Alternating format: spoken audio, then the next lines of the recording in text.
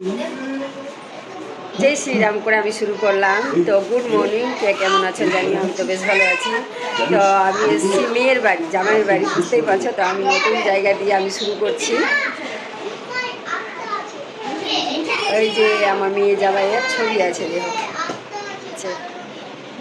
ছবি বাগানো আছে দেখতে পেলে। তো চলো আমি আমার মেয়ের বাড়ি দেখিয়ে দিচ্ছি হালকা করে, তাই তো। আর এখানে এসছি মেয়ের বাড়িতে, অনুষ্ঠান আছে। কি অনুষ্ঠান আছে হালকা বুঝে নাও, প্রথমেই তো বলে দিয়েছি, তো তোমাদেরকে তুলে ধরবো। তো যাবো এখন, আমার চান টান করা হয়ে গেছে। তো এখন মেয়ের বাড়িতে আছি, তো এখানে অনেক কাছে, একদম কাছেই। তো জামাইটা মানে সব কিছুই করে, ওই জন্যই বলেছে কি অনুষ্ঠান আছে আসবে, তো চলে এসেছি আমি। তো 2 দিন ধরে চলছে, তো আমার আসা হয়নি। তো প্রথম আজকে লাস্ট দিন আছে, তাই চলে এসেছি।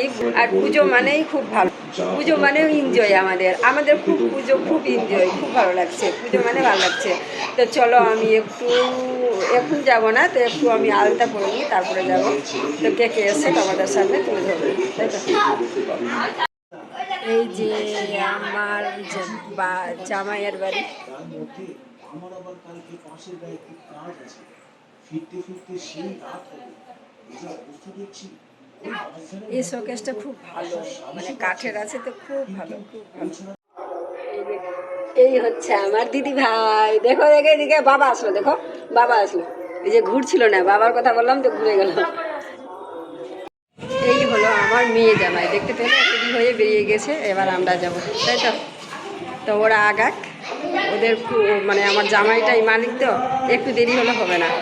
তো আমরা যাচ্ছি, এবার ড্রেস চেঞ্জ করা হয়ে গেছে, তো চলে যাব ওখানে। তো শুধু কাপড়ই পরলাম। আর এই যে আমার যা, আর মেয়ে জামাই চলে গেছে, দেখালাম তো। চলো এবার হয়ে গেছে রেডি। তো এবার বুড়িকে ড্রেস পরাবে, তো ড্রেস বার করছে আমার যা। তো চলো বুড়ির কাছে যাই। মেয়ে ছিল তো উঠে গেল, তো এবার নিয়ে যেতে হবে।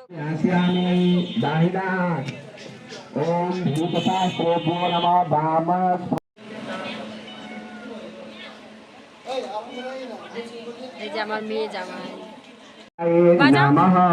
छोड़िए भगवान जी के सामने, छोड़िए आप हनुमान।